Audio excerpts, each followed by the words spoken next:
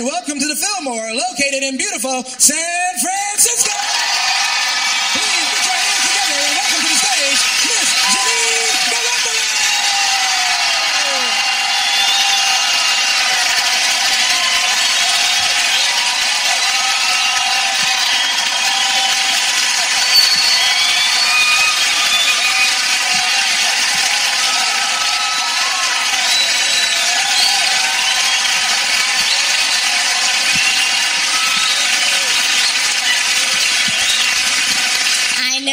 Just doing that because you're on TV, but it felt good nonetheless, and I thank you.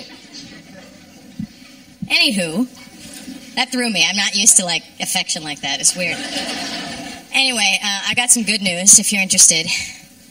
They've just opened a Starbucks in my living room, so thank you.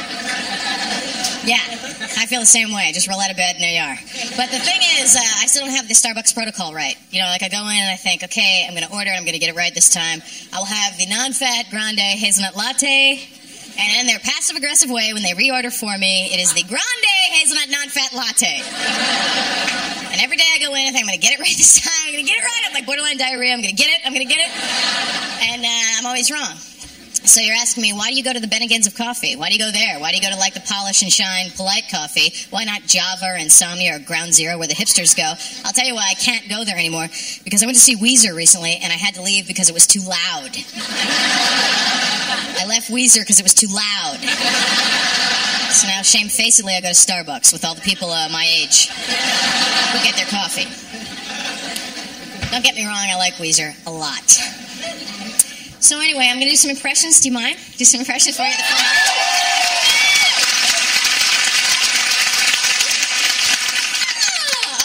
Okay, here's some impressions for you. Here's my first impression.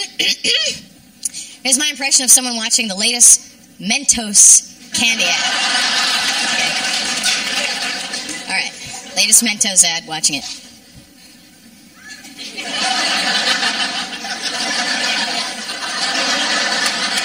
What the fuck? Are they...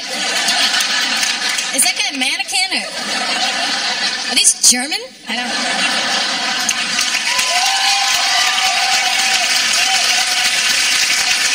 Thank you.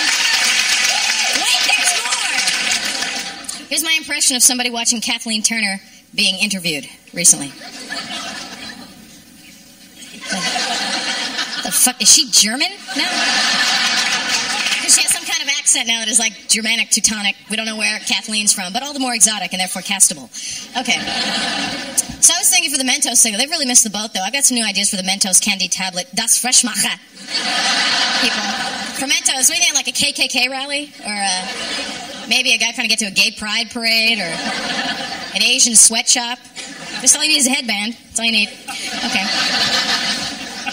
Okay, here's my impression of every movie trailer that you go see in a theater when you go see previews. In a world. Okay, that's it. It's always in a world and then, or in a town. And then Tommy Lee Jones will do something. Unless, of course, you're in San Francisco and you watch a movie trailer of some kind, inevitably somebody will go tss. Because in San Francisco you have to hiss something. Okay. So I have a piece of paper. Don't mind me. I am a professional, but I have a lot of NutraSweet in my system. I don't have a good short-term memory. I have a lot of things I want to discuss with you. I don't even remember what they are. I have them on a piece of paper. Don't mind me. If I glance over, it's not because I don't care. It's because I can't remember anything. Okay. I saw The Perez Family recently, that movie, The Perez Family, and I really, really liked it. Don't hiss me. Is anybody hissing, or did I anticipate? You don't even know why you're hissing, but you have to. It's San Francisco, and I applaud that. Go ahead, hiss. But, I saw The Perez Family. I really enjoyed it. I like Marinara as a director. She's very good. She throws a lot of curveballs. I like that. Marissa Tomei was in that movie, and she gained 20 pounds for the movie. Big hoo-ha, 20 pounds. So she was like tipping the scales at 120 when she did that movie. It was like this big deal. She gained 20 pounds for the movie. You know what? I'm an actor, and I keep the 20 all the time. I've got it right here. I'm ready to work. It's right here. Where, you know...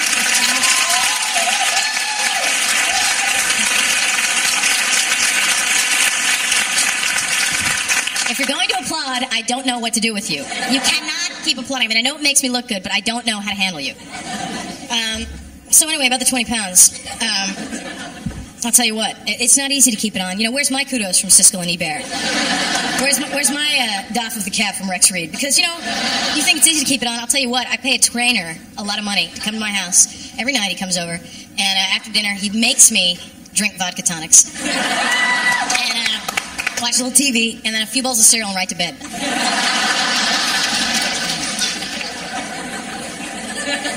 And I make no apologies. The camera adds 10 pounds. You know that theory, camera adds 10 pounds? It's not a theory, it's a fact. Camera does add 10 pounds to anyone when they work. And apparently we don't have the technology to conquer that little aberration there. We can have Gump cavorting with dead presidents in a Jurassic summer, but we don't get that 10-pound thing. I don't, what? Guys at ILM, you know, George Lucas is in Nerds, and they're like, we have a substance now that is very similar to if a volcano erupts in the theater, there will be a substance that's not unlike cotton candy that will be running down the aisles, and you'll be able to touch it, but when you touch it, it will disappear. But the 10-pound thing, we don't understand.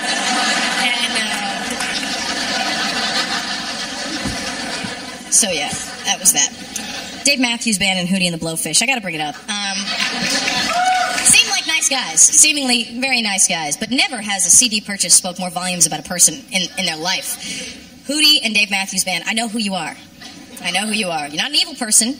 You're not a lawbreaker.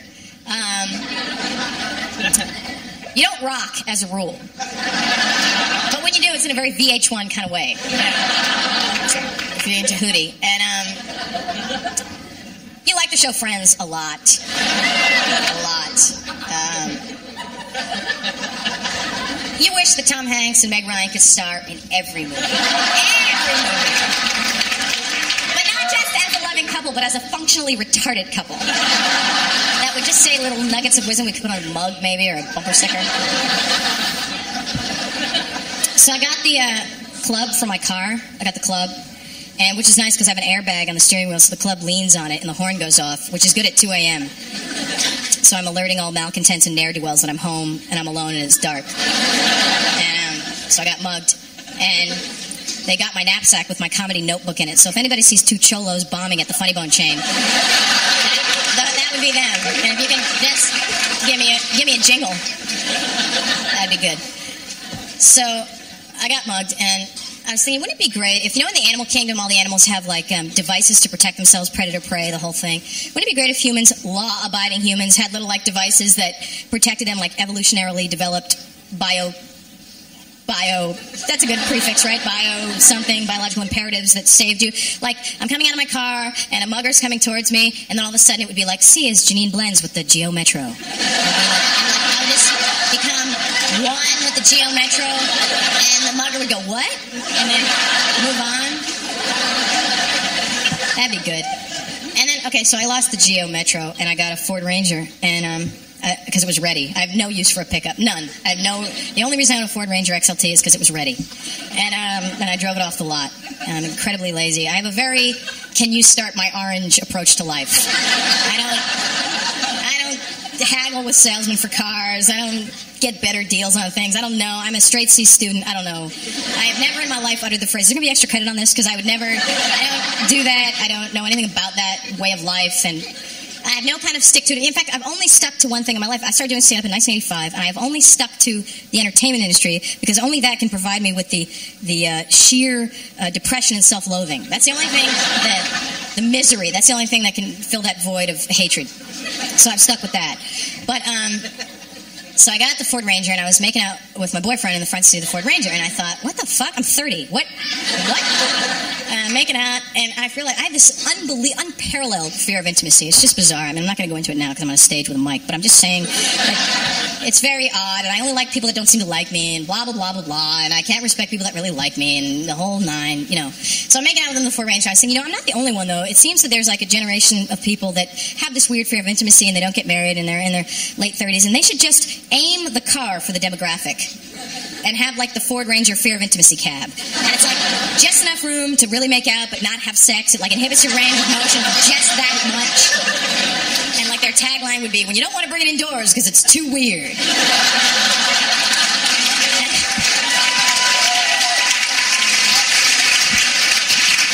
When you can't go to his house and he doesn't want to come to yours. You know what I mean? That that whole thing. And you're making out. But then sometimes I'll get drunk enough and somebody actually does have sex with me inside. You know, that does happen occasionally where I'm in one of those, you know, when you're drunk and you're weirdly optimistic. And like things are fine for some weird reason. And then the booze patrol comes over and gives you an award. But, you know, there's been times when I have actually had sex indoors, and it's weird because then you kind of sober up just a little when it's over, you know? And I become like a bartender at 2 a.m. It's like, okay, people, let's move it out. Yeah, you don't have to go home, but you can't stay here. Let's go. Out. And it's like such an odd Chekhov play, you know? Like when I decide I don't want to see them, then they really like me. You know, they wanted to leave until I say I want them to leave, and then, you know what I'm talking about. So I was talking about sex, and you know what's weird about, okay, this might be too much, I might be pushing the envelope, but, like, have you ever been, like, having sex with someone and you just want to fucking punch him in the face? It's so weird. I have to really investigate that, but I just want to punch him in the face. Just stop it! Stop fucking me! Oh, you're gonna get a knuckle sandwich for that one. It's weird. So, and then frequently when I drink, you know, I feel bad about it the next day. I feel so bad about it. I wake up, the first thing, my eyes pop open in the morning and I get on the phone. What did I say? Who did I make out with? Why do these muscles hurt? What? Did I say anything to you? Did I do anything? Was I impolite in any way? You know, I have like this phone tree of people I call for weird reasons, and sometimes I pace at night in my old apartment. I pace, you know, and I smoke and I chastise myself for whatever I've done wrong, and, you know, I hate, you know, whatever. And, you know, in my old apartment, the walls are so thin that I can literally hear my neighbor doing this. Like, I can hear him doing that or going like, I can hear him do that. So he can hear me talking. And then one day we were getting our mail, and he goes, I heard you fighting with your boyfriend again last night. You're so mean to him. I would never be that mean to anyone else. I'm talking to myself. So I should just wear a hair shirt all day. That's what SNL was for me. It was a hair shirt. It was a giant hair shirt. SNL to me, and I had a lot of great experiences there. God bless them, you know. But SNL to me was this whole experience, this is how I encapsulate it. I feel like the Native American who accepted the pox-infested blankets from the U.S. cavalry. For me? Thank you! I don't feel so good. That's what that experience was. Although, you know, there was some good things out of it. I got to meet Alec Baldwin, who, I gotta say, Alec Baldwin is the closest thing to James Bond you're gonna find in this mortal coil. I swear to God. Unbelievably great guy. Unbelievably funny and handsome, and like Johnny on the spot. You know, I had a cigarette, he had a lighter. Lozenge. You know, he was like right on the money. And I got to meet George Clooney. And I know, all right, trite, George Clooney crush. So what? You know what? ER, they got me. I'm not made of wood, people. I'm not made of wood. They got me. That's a writer's construct. The pediatrician, blah, blah, blah. He's trouble with women. He's haggard, blah, blah. Yeah, all right, you win. Uncle. You got me. I like him. And Caruso from NYPD Blue, that guy who's a cop, when they wear the trench coat with the loosened tie, fuck. And like, you know what the big thing now is? The cops with the thing on the necklace. That's a biggie. In the movies, they don't wear badges anymore here. They wear them on the necklace. Oh, and here's a Valentine's card. This goes with my Ford Ranger thing. I have no concept of linear keeping jokes together. I don't know anything about that, but here would be my Valentine's card that I think I'm going to send my boyfriend. Things have been going so well thus far, I will find more ways to become unavailable to you. Okay, I hate high fashion. I hate it. I hate supermodels as celebrity. I hate the fact that we reward people for being genetic freaks. I really do. I think it's awful.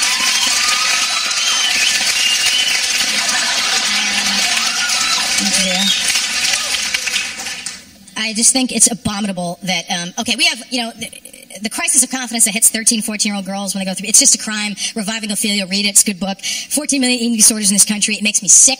It makes me sick the way women are the victims of lookism, and that high fashion just feeds into coveting and vanity and all that is evil. And I hate them. I will not back down on this. I don't care how unlikable it makes me seem to you. I hate it. I hate models in general, and oh, and even female journalists will say, Cindy Crawford, one of the bigger models. Fuck you! Fuck you!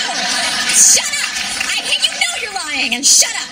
You know, and when there is statistics, you know, when they 5, 10, 120, fuck you. I hate you, and stop making me feel bad about the way I look about myself. Stop at TV and stop at movies, and until as women we all say no, we're not going to starve ourselves, nothing's going to change. So we're our worst enemies a lot of the times, but I still blame men. But, because,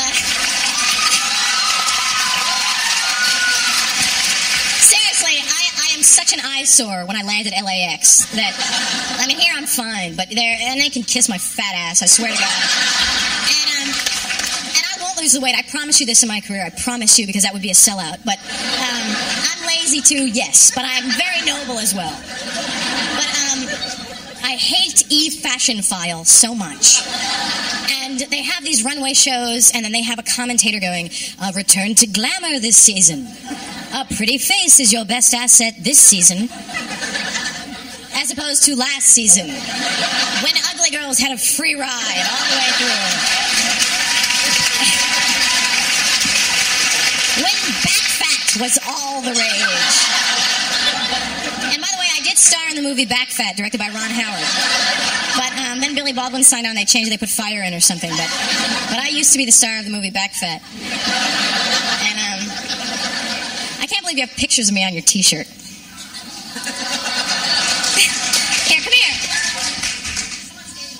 Freak out at this at HBO. This man was here at 3:30 when I got here. And I'm half flattered and half scared. That's the thing. So if you are a potential stalker, I think it's good that we make friends. That's why I run him up. See?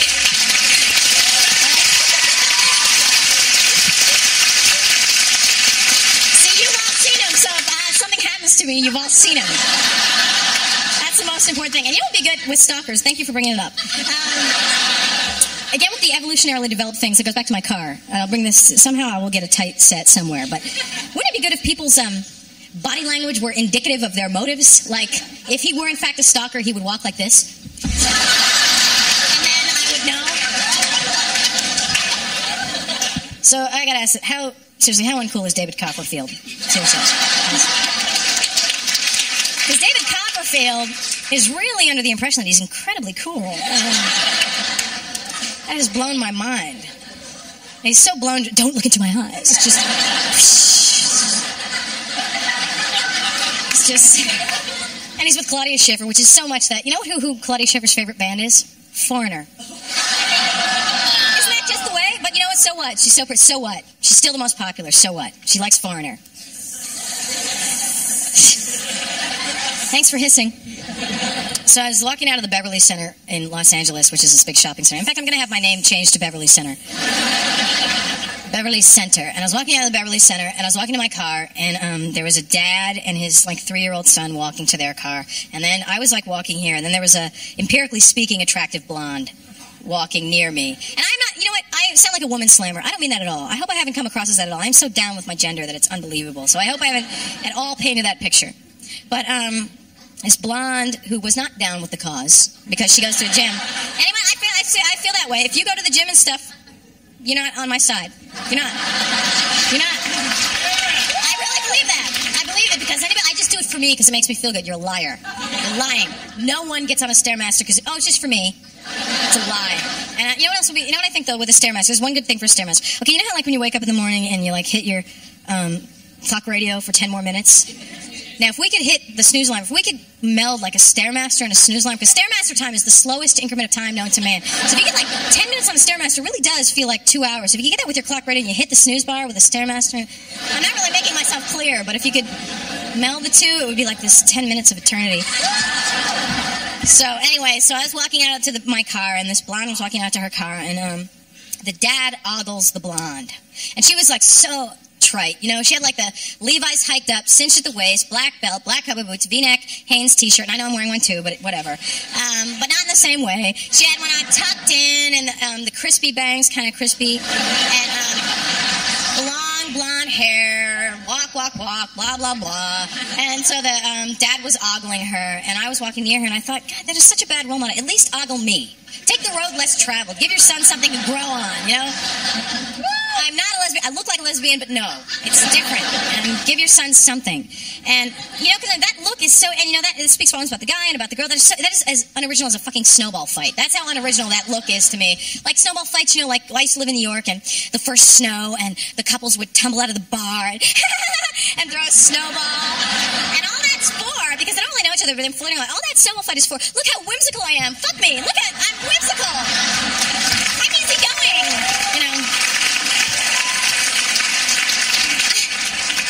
I'm whimsical. You ever watch that show, Supermarket Sweep?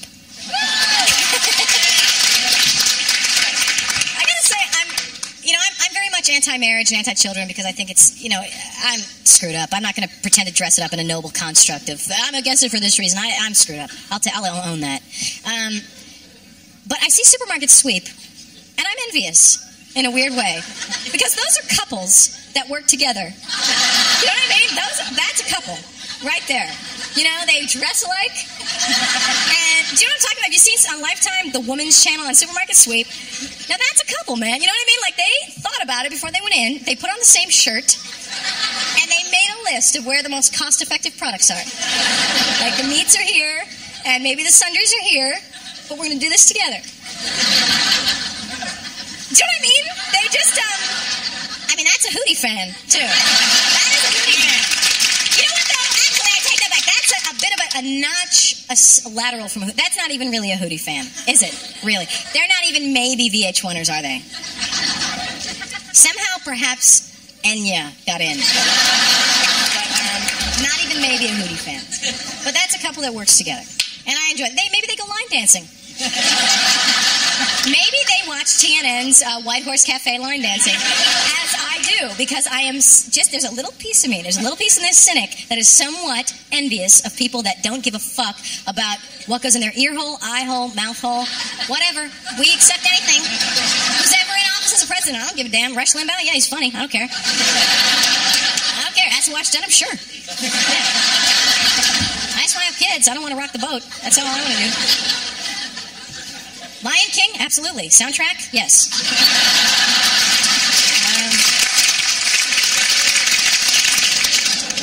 I think I covered it all. Starbucks, Weezer, Mentos, Kathleen Turner. Did I talk about Speed yet? The movie Speed? All right, this will be my last thing. Okay, this will be it. Because I have cable in my hotel room, and I saw the movie Speed. Highly implausible. I don't buy it. The bus actually stopped for Sandra Bullock when she was running after it. I don't buy it. The rest of it, yes, but not the part where Sam, the bus driver, stuff. She knew Sam, the bus driver. And they should just go the whole nine. You know what I mean? Like they were so trite in their portrayal of the movie, and everybody's sitting on the bus. They had every stereotype on the bus, the construction worker. Why not just go the whole nine and have like Eskimo with a harpoon sitting back there, Indian full headdress, shifty-eyed gangster pinstripe suit, fingering a violin case. Why not? Thank you. Good night.